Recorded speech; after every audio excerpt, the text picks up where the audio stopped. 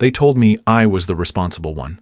That's why, at 16, I was mopping gas station floors while my classmates were still figuring out how to parallel park. It wasn't a choice. Not really. Dad had been laid off the year before. Mom's hours were cut. There were whispers about foreclosure, about turning off the heat for a few months to ride it out. I remember the way they said it over coffee at 6 a.m., not knowing I was awake.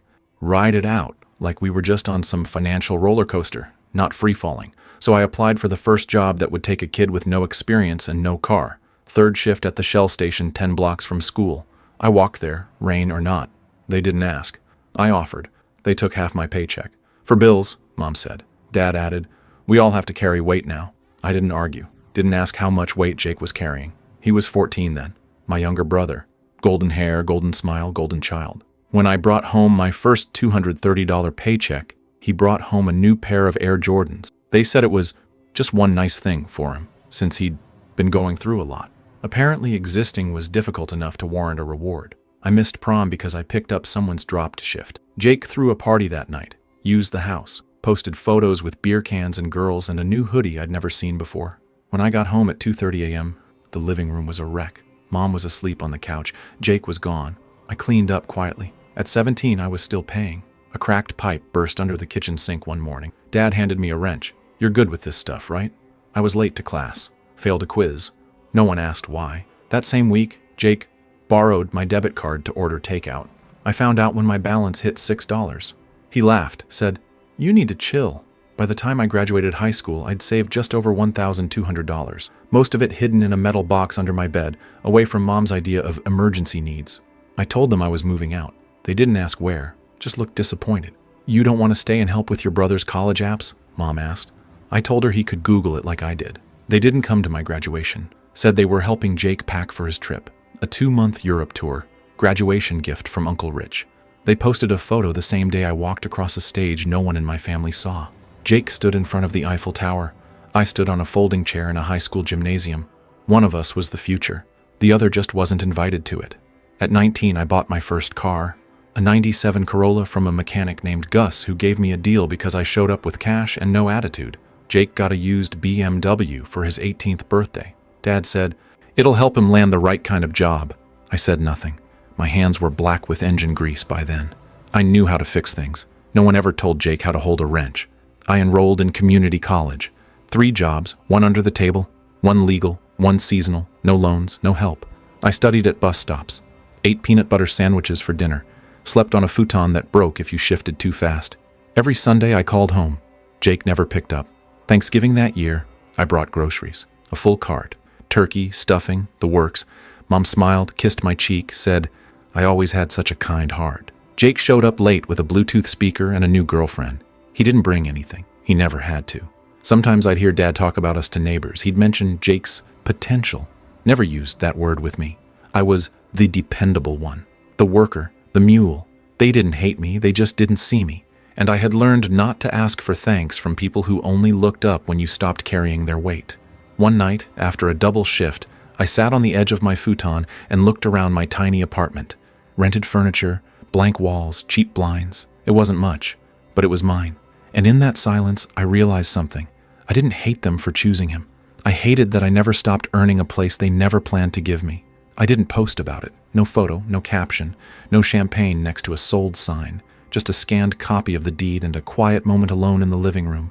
My living room, at 27 years old. The house wasn't much. 2 bedrooms, uneven flooring, a backyard with more weeds than grass. But I walked through every room, touched every corner of every wall, and said nothing. Because after everything, silence still felt like the safest way to celebrate. I paid in full with years, not cash. Years of skipped weekends, years of working while friends went to concerts, dates, vacations, years of hearing, we're proud of your brother. Never me.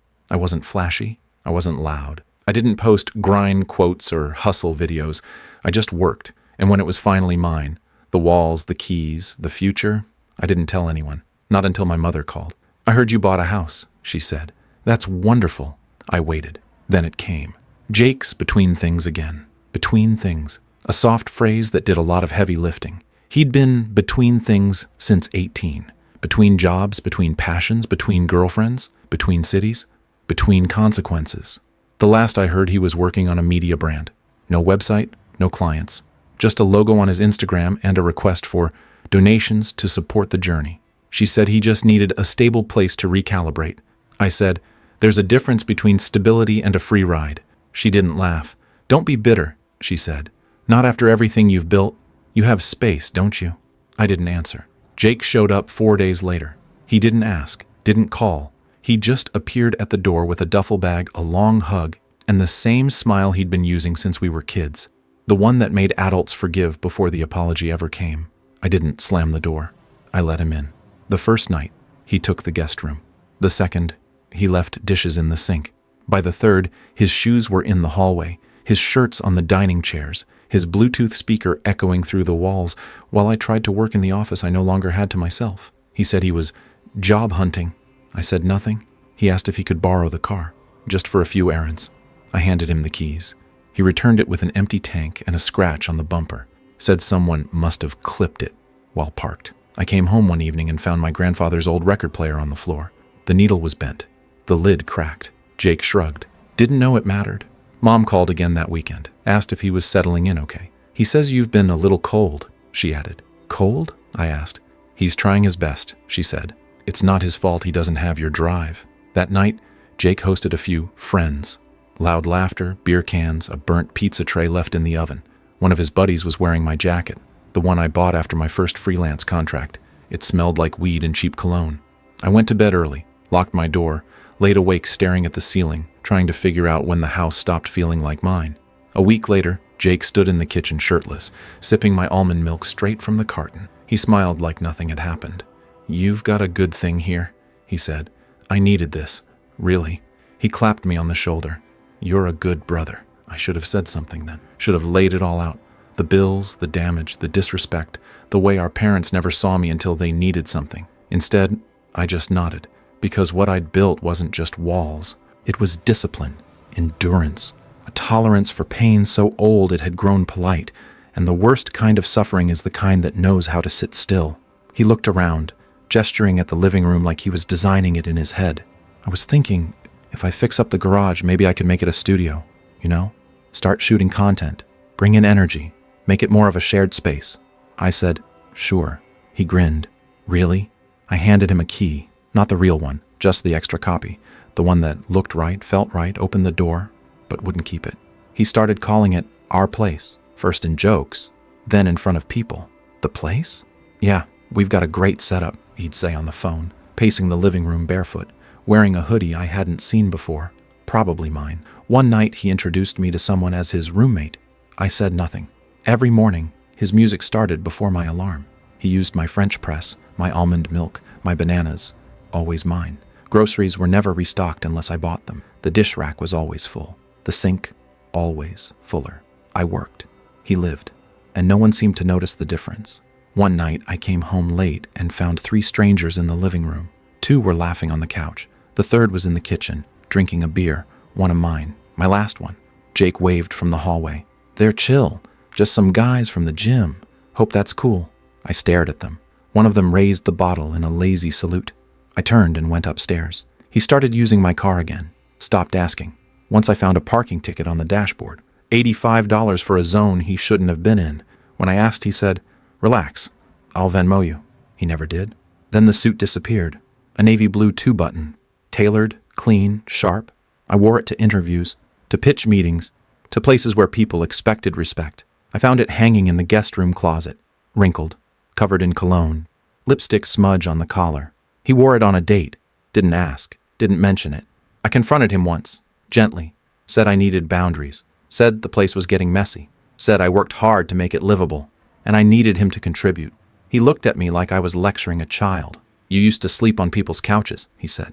"You forgot what that felt like?" Then he smiled. "I'm just taking some time. You've got it all figured out already. Let me catch up." I told Mom. She said, "He's just going through something." I asked, "When does that end?" She sighed. "He's not as strong as you. You've always been the one we could count on." I hung up before she could say more. The next week I came home to find my grandfather's record collection stacked against the door. He said I could borrow one. Jake shrugged. The sleeves were bent. The Dylan vinyl warped from heat. I didn't speak, just picked them up one by one. like they were pieces of someone else's memory. I woke up the next morning and went to the garage, started sorting my old boxes, labeled files, documents, receipts, tucked in a fireproof lockbox, the deed, the insurance, the closing papers. My name, only mine. That night, Jake threw a party. Big one, too big. Cars lined up the curb, loud music, neon lights in the backyard. I wasn't invited. My house, my furniture, my silence. I stayed upstairs, door locked, earbuds in, but I felt the bass through the floorboards. The night passed like a bad dream. In the morning, the back gate was broken. The fire pit was scorched black. Someone had carved initials into the side fence. A bottle of tequila floated in what was left of the bird bath. Jake was passed out on the couch, shirtless, snoring. Someone had vomited in the guest sink. I poured coffee, black, no sugar, sat at the kitchen table, stared at the mess, at the man boy who thought this was his kingdom, at the life I let him squat in like a child in a costume store. I opened my laptop, typed an address into a private browser, Bayview Realty, submitted a quiet inquiry. The realtor's name was Monica, soft voice, fast hands. She walked through the place while Jake was at a podcast session. She nodded at the crown molding, the backyard square footage, the untouched upstairs office. I told her I wanted a fast close, clean. I'll handle it, she said. We'll schedule staging next week. I've got people. Good, I said. Don't list it publicly. She raised an eyebrow. Just tell me when it's done. That night, Jake crashed on the couch again. He said, I've been thinking about converting the garage into a YouTube studio. Bring in some real views. Maybe build a brand. We could even collab. You're good with boring stuff. I nodded. You should do it. I handed him the key again. The same one as before. The spare. The fake future. Not the one I'd be keeping. He kept saying we. We should repaint the kitchen. We could host a game night. We should think about knocking that wall out. Each time I nodded. Each time I opened another folder. The paperwork moved faster than expected. Monica handled it cleanly, discreetly. Her team staged the house on a Thursday while Jake was out meeting a guy about crypto sponsorship. They brought in neutral decor, hid the personal touches, even boxed up the record player, the broken one, like it meant something. I let them. By Friday morning, we had an offer, above asking, no contingencies. I didn't blink. Accept it, I told Monica. She smiled. Closing in 7. Jake didn't notice the new locks on the side gate, didn't question the camera being moved from the living room to the hallway, didn't ask why I was suddenly up at 5 a.m. packing things that hadn't been touched in years. He was too busy rehearsing success, posting quotes, taking calls in fake confidence, telling people he had a property. I heard him on the phone with someone, maybe a girl, saying, yeah, it's kind of a shared space, but I'm taking more ownership lately. I smiled from upstairs. You are, just not in the way you think. That weekend, I flew to Seattle, 2 days, quick trip, signed my new lease, corner unit, floor-to-ceiling windows, cold light, took a job I hadn't told anyone about, better pay, clean start, less wait. I came home and packed everything I needed in 2 nights, my clothes, the photos, the deed. Everything else stayed. The couch, the blender, the coffee table he always put his feet on, all part of the sale. Jake asked where I was going that night. I said, just clearing space. He nodded like it made sense. I'm thinking of doing something with the yard. Maybe a fire pit? Something sick. Do it, I said. Go big. Tuesday came. Closing day. I signed the final docs from the hallway, one hand still holding a box. E-signed, confirmed wire transfer, logged out. At 11:07 a.m., Monica texted, closed. Funds in process. They're moving in today. Noon. I replied, perfect. I left the key on the kitchen table. Not the spare. The real one. Put a sticky note under it. For the new owner. No signature, no goodbye. I walked out the front door at 11:22. No bags. Just a backpack, a duffel, and my grandfather's vinyl, the ones I could salvage. Jake was still asleep upstairs. Music still playing from his Bluetooth. He'd been out late, celebrating something that wasn't his. He would wake up to strangers in his hallway, touring the space, asking questions, pointing at things he thought he owned. I didn't plan to see it, didn't want the scene, didn't need the apology. I just wanted the weight gone. And for once it was. I was already 3 states away when the first call came in. It rang once, twice. I didn't answer. I landed in Seattle before noon. Cold air, quiet streets, new keys in my jacket pocket. The apartment was already furnished. Minimalist, white walls, wide windows. No scuffs on the floor, no beer cans in the sink. It smelled like nothing. I liked that. Back home, the buyers arrived early. Monica told me later they were a retired couple. Soft-spoken, punctual, polite. He wore a collared shirt. She brought her own tape measure. They knocked, waited, then used the key I left. Jake was still asleep, hungover probably. A party the night before. Something big. Something worth blasting at full volume until 2 a.m. He always celebrated before the win. They stepped through the threshold, looked around, smiled. "I thought someone was living here," the husband said. The wife looked at the scattered clothes, the half-empty energy drinks, the speaker thumping low in the background. Staging must have missed a spot. Quiet. Then opened again, louder. Jake, stumbling out of his room in boxers, blinking against the sunlight. "Who the hell are you?" he asked. Monica told me he looked confused first, then offended, then scared. The wife said, "We just bought this place. Who are you?" He laughed, said it must be a mistake, called me a prankster, then checked his phone. No missed calls, no texts, just a silent inbox and a sold listing. He tried to call. It rang, then went to voicemail. My voice, "If this is about the house, check the deed." He called again, left a voicemail this time. "What the hell did you do? You sold it? Without telling me? I've been living here, man. What am I supposed to do now? Where am I supposed to go?" I didn't reply. 2 hours later, Mom called, 3 times in a row. Then, a text. "You made your brother homeless. How could you do that to family?" I typed one sentence. "I gave him what he expected. A place he didn't earn." I didn't press send, just stared at the screen, then deleted it. That night, Laura texted, "Laura, they're freaking out. Jake's calling everyone. Your mom says you've changed." Me. "I have." The next day, Monica emailed me. Subject line, "Closing completed." Inside, photos. The house looked smaller now. The yard, neater. The walls, bare. The couch was gone. The chaos was gone. Jake was gone. 1 week later, I got an envelope forwarded from my old address. Inside was a letter, handwritten, no return address. I didn't read it, just recognized the loops in the signature. Mom. I dropped it in the trash. Didn't even tear it. Jake posted online a day later. Black and white photo of himself looking thoughtful. Caption said, "Sometimes the people closest to you will be the ones who cut you deepest, but real ones bounce back." I didn't like it. I got a new phone number, new email, new mailing address. Not to hide, just to stop pretending there was anything left to fix. They didn't lose a son. They lost access. The last time I saw a photo of Jake, he was on a couch in someone else's apartment, surrounded by people who looked bored, holding a beer he didn't pay for, smiling like it still worked. I scrolled past. Didn't save it. Didn't think about it again. Sometimes people ask if I regret it, if I feel guilty, if it was cruel. I don't answer. I just let them sit with the question, the way I sat for years, carrying a house full of people who never knocked before walking in. I didn't keep the closing photo. You know the one. People holding keys in front of a red door. Fake smiles. New beginning. I let Monica take it, then deleted it from my phone on the way home. The new place was quiet. Corner unit in a high-rise. Glass windows that made the city look smaller than it should. Kitchen counters I didn't have to share. Coffee mugs still where I left them. There was no music at 2 a.m., no strangers in my living room, no one drinking the last of my milk and saying, "Relax." I left the boxes unpacked for a week. Not because I was overwhelmed, because I didn't want to bring anything into this space that hadn't been earned. The vinyls stayed sealed. The record player, packed in a crate, untouched. Some things belong to a version of you that doesn't need to speak anymore. Mom sent one more letter. This one came in a different envelope. Thicker paper. Expensive pen. I didn't open it. I burned it in the sink. Not out of hate. Just to watch something disappear quietly. Jake messaged a month later. New number. Same tone. "I get it. I messed up. I'm better now. Want to talk?" I didn't block him. I just deleted the message. Laura came to visit once. She looked around the apartment and said, "So this is peace, huh?" "Feels like it," I said. She walked to the window, looked out over the city. "Do you miss them?" I didn't answer right away. Then I said, "I miss the version of me that thought they loved me the same." I got invited to a wedding back home, someone we both knew. Jake was on the guest list. I didn't go.